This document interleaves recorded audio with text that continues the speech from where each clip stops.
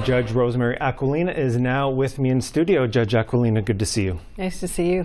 Now, I want to start with your committee appearance today. What was your key message that you wanted to tell Canadian politicians?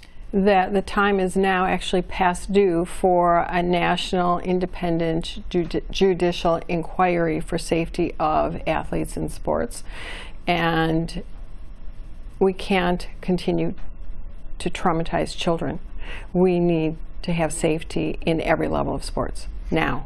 Okay, now the Minister of Sport has talked about some kind of potential national inquiry coming. Tell me why it needs to be independent and why it needs to be judge-led. Well, first let me tell you, it can't be potential. It has to occur. And it has to be independent because if sport has their hand in it as it stands currently, there will not be trust. And we need a system of trust and a reboot that instills trust so that if someone's being abused or has a problem, they can speak out freely. Otherwise, we are continuing the system of fear. Now, I know you were at the committee that is looking into allegations involving Hockey Canada, gymnastics, a number of sports. As you look from outside Canada's border at the situation here in Canada with how abuse claims have been handled by Canadian sport organizations, what stands out for you? It's the same in our country. It's the same across the world. Victims are not being believed, they're not being timely heard, and this is a matter of human rights. Child abuse should never be tolerated, especially not in sports. We prosecute child abuse. Why is it allowable in sports? It has to stop now. It hasn't stopped here, it hasn't stopped in America, it hasn't stopped across the world. We must end child abuse.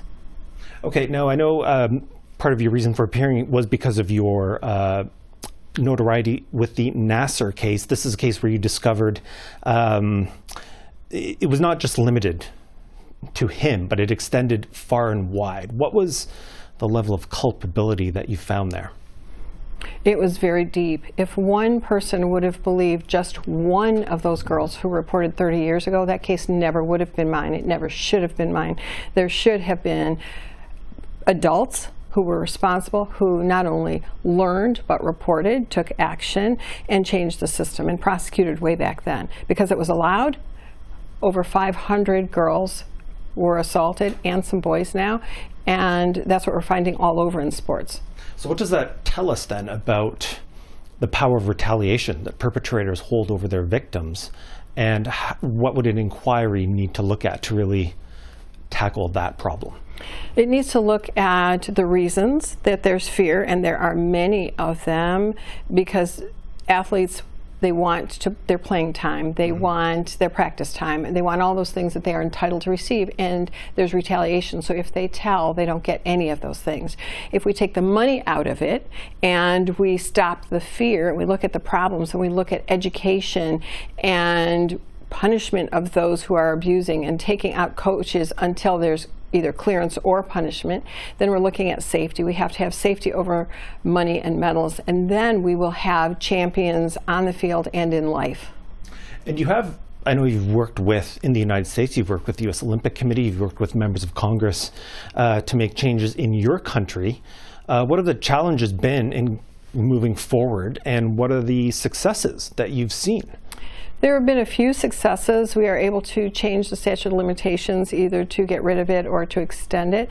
We've added on certain boards 50% of the athletes to have a voice, but we have not gone far enough. There's a lot of work to do, both in America and across the world, and I'm hoping that Canada can be the leader it needs to be, and that we can all catch up to Canada. Right now, everybody is at a standstill as far as I'm concerned, because every single day there's no action. There are children being abused. We cannot wait.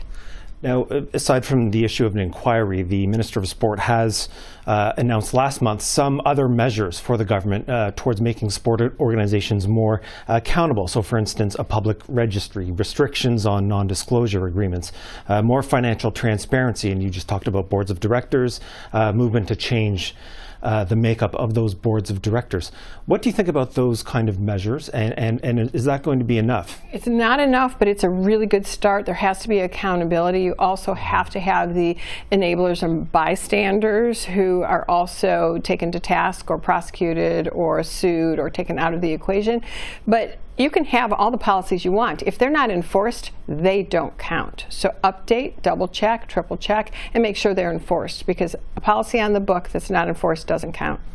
Because it's then ultimately a question of culture change, right? We've heard a lot of talk about, in this country, hockey culture and other kinds of sporting cultures where there's this wall in terms of making change, right? And so to you, that has to be in place with any kind of measures, right? Right. It's not just a culture change, it's a whole mindset shift. We have to protect children, listen to them, take immediate action, and follow through. Doesn't work if you don't follow through. And then we will have change and safety, and we will have outstanding performance in our athletes, better than ever seen.